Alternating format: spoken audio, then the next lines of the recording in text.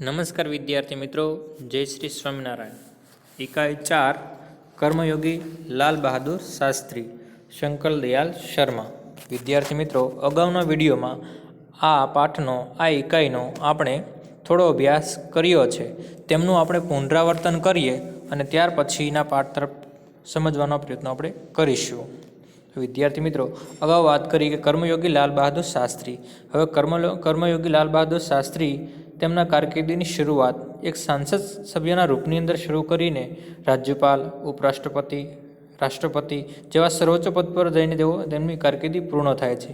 તેમાંના એક વખતના એ વડાપ્રધાન બની ચૂક્યા હતા અને દેશ માટે તેને પોતાની મહત્તમ સેવાઓ આપીને દેશની સારી એવી સેવાઓ આપી છે। તો વિદ્યાર્થી મિત્રો, એવા લાલ બહાદુર શાસ્ત્રીનો આપણે અભ્યાસ કરીએ। શાસ્ત્રીજીના નામ સાથે કર્મયોગી વિશેષણ જોડવું ખરેખર યોગ્ય છે, કારણ કે એમનું આખું જીવન કર્મથી ભરેલું હતું। શાસ્ત્રીજી સામાન્ય પરિવારમાંથી આગળ વધીને દેશના પ્રધાનમંત્રીના મહત્વપૂર્ણ પદ સુધી પહોંચ્યા। તેમનું રહસ્ય તેમના કર્મયોગીપણામાં જ રહેલું છે। તેઓ ભાગ્યના ભરોસે બેસી રહેનારા લોકોમાંના નહોતા, જેમને અચાનક ક્યારેક સફળતા મળી જાય છે, પણ તેઓ તો એવા લોકોમાંના હતા કે જેઓ તેમને પોતાની હાથની રેખાઓને જોવાને બદલે તેઓ પોતાના ચિંતન અને કર્મશક્તિ પર વધારે વિશ્વાસ ધરાવતા હતા, તથા જેઓ તે કર્મ અનુસાર પોતાના જીવનની કેડી કંડારતા ગયા અને આગળ વધ્યા। આ સાથે તેઓ છે એ શાસ્ત્રીજી છે એ કર્મને પોતાનું સર્વોચ્ચ માને છે। તેના પ્રતિ તેઓ હંમેશા ફળની આશા રાખ્યા વિના પોતે એ કર્મમાં સમર્પિત રહેતા હતા। જ્યારે પણ તેમને ફળ પ્રાપ્તિના અવસરો મળ્યા ત્યારે તેમની ઉપેક્ષા કરીને તેમનું છે એ તે આગળ વધે છે અને તેમનું જીવન દર્શન છે એ ગીતાના નિષ્કામ કર્મયોગી જેવું હતું। આથી હું માનું છું કે તેમને ફક્ત કર્મયોગી કહેવાના બદલે તેમને નિષ્કામ કર્મયોગી કહેવા વધારે યોગ્ય લાગશે। પોતાના ઉદ્દેશ્ય પ્રત્યે દૃઢ આસ્થા ધરાવતા હતા। એ ઉદ્દેશ્યને પ્રાપ્ત કરવા માટે પોતાને કર્મની અંદર લગાવતા હતા અને કર્મ પ્રત્યે તેમને સંપૂર્ણ સમર્પણ હતું। આ ત્રણેય વાતો તેમના સંપૂર્ણ ચરિત્ર તથા જીવન દર્શનમાં વણાયેલી હતી। ત્યારે તેઓએ વડાપ્રધાનના પદ સુધી પહોંચી શક્યા। પોતાના એક ભાષણમાં તેમણે આ જ વિચાર વ્યક્ત કરતાં કહ્યું કે ભલે આપ રાજકીય ક્ષેત્ર અથવા તો રાજકારણના ક્ષેત્રમાં હોય કે સામાજિક ક્ષેત્રમાં હોય કે અન્ય કોઈ ક્ષેત્ર હોય તમારું, જો પણ તમે તમારા જીવનની અંદર સફળતા ઈચ્છતા હોય તો પોતાની જવાબદારીઓ સંપૂર્ણપણે નિભાવવા માંગતા હો તો તમારા કાર્ય અને સમર્પણ તથા ભક્તિ અને કર્મમાં સમન્વય થવો જોઈએ। ત્યાર પછી શાસ્ત્રીજી કહે છે કે હું શાસ્ત્રીજીના સફળતાનું રહસ્ય તેમના આ મહત્વપૂર્ણ ચિંતનમાં માનું છું। સાથે જ એ પણ માનું છું કે કોઈ પણ વ્યક્તિ, સમાજ કે દેશના વિકાસનું રહસ્ય આ જ ભક્તિ અને કર્મના સિદ્ધાંતમાં છુપાયેલું છે। તમે પણ પોતાના કારકિર્દીને સફળતા પ્રાપ્ત કરવા માંગતા હો તો તેમના જીવન ચરિત્રમાંથી તમે છે એ ઘણું બધું શીખી શકો કે પોતાના જીવનને જ કર્મ માને છે અને કર્મની અંદર તેઓ આગળ વધે છે। વિદ્યાર્થી મિત્રો, અહીંયા સુધી આપણે એમનો અભ્યાસ કરી ચૂક્યા છીએ। હવે પછીના પાઠને સમજવાના પ્રયત્નો આપણે કરીએ।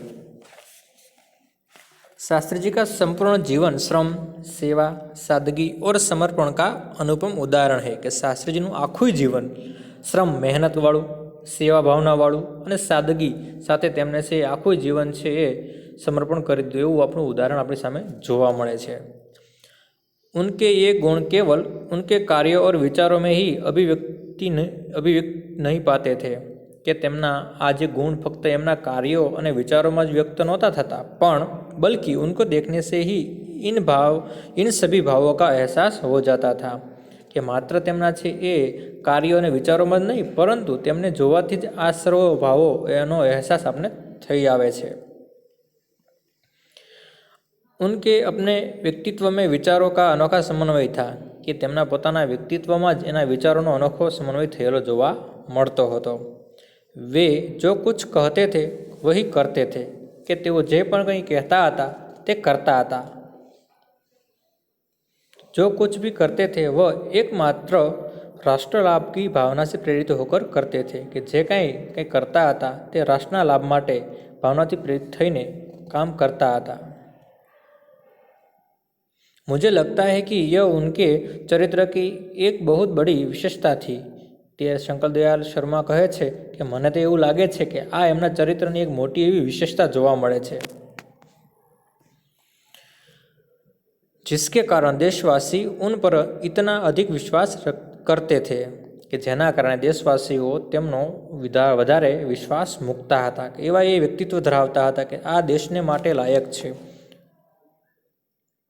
और उन्हें चाहते भी थे અને તેમને દેશવાસીઓ ચાહના પણ ઘણી બધી લોક ચાહના એમના હતી।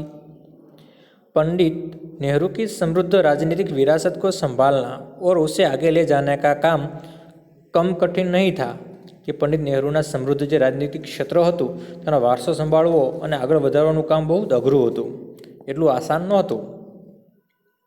लेकिन देश ने उस समय वह साफ साफ देखा कि उसे संभालने की ताकत शास्त्री जी में ही है, और शास्त्री जी ने अपने निर्मल चरित्र और दृढ़ संकल्प शक्ति द्वारा देश की इस आकांक्षा को पूरा किया। पण देशे ए वखते स्पष्ट जोयुं, देशवासीओए ए व्यक्तिनी अंदर एवुं जोयुं કે તેમને સાંભળવાની તાકાત શાસ્ત્રીજીમાં જ છે, સંભાળવાની જવાબદારી તે વ્યક્તિની અંદર રહેલી છે, અને શાસ્ત્રીજીએ પણ પોતાના નિર્મળ ચરિત્ર દ્વારા અને દૃઢ સંકલ્પ શક્તિ વડે દેશની આ આશાને પૂર્ણ કરી હતી। शास्त्री जी की एक सबसे बड़ी विशेषता यह थी कि वे एक सामान्य परिवार में पैदा हुए थे। सामान्य परिवार में ही उनकी परवरिश हुई, और जब वे देश के प्रधानमंत्री जैसे महत्वपूर्ण पद पर पहुँचे तब भी वह सामान्य ही बने रहे। શાસ્ત્રીજીની એક મોટી વિશેષતા એ હતી કે તેઓ એક સાધારણ સામાન્ય પરિવારમાં તેઓ જન્મ્યા હતા, અને સાધારણ પરિવારમાં જ તેમનો એ પાલન પોષણ થયું હતું, ઉછેર થયો હતો, અને જ્યારે તેઓ દેશના વડાપ્રધાન બન્યા, મહત્ત્વના પદ સુધી પહોંચ્યા, ત્યારે પણ તેઓ એક સાધારણ સામાન્ય વ્યક્તિ બની રહ્યા હતા। विनम्रता, सादगी और सरलता उनके व्यक्तित्व में एक विशिष्ट प्रकार का आकर्षण पैदा करते थे કે તેમના જીવનની અંદર વિનમ્રતા, सादगी और सरलता તેમના વ્યક્તિત્વમાં એક વિશિષ્ટ પ્રકારનું છે આકર્ષણ ઉત્પન્ન કરતી હતી।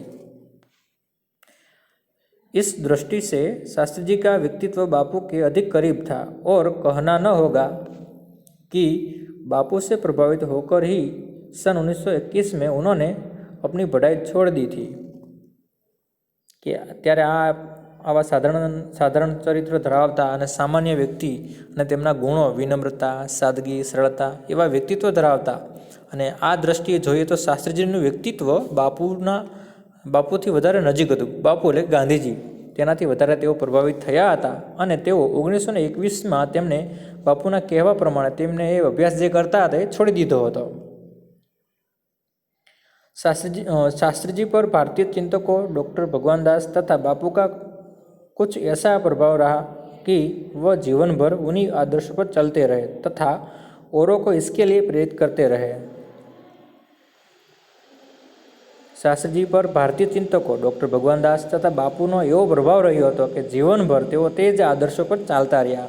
એટલો પ્રભાવ છે એ શાસ્ત્રીજી પર રહ્યો, ગાંધી બાપુનો અને ભગવાન દાસનો।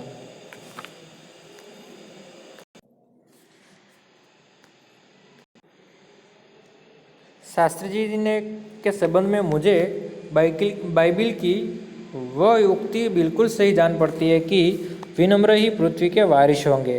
कि शास्त्री जीना चरित्र पर અને એના આદર્શો ઉપર મને એક બાઇબલની યુક્તિ બિલકુલ સાચી લાગે છે કે વિનમ્ર જ પૃથ્વીના વારસદાર હોવા જોઈશે। વિદ્યાર્થી મિત્રો, આશા રાખો કે આ વાત તમે ઘરે બેસીને વાંચજો, બરાબર અભ્યાસ કરજો, લાલ બહાદુર શાસ્ત્રીના જીવન ચરિત્ર બરાબર ભણજો। આશા રાખો કે તમને આ બાબત સમજાઈ હશે। આભાર। જય શ્રી સ્વામિનારાયણ।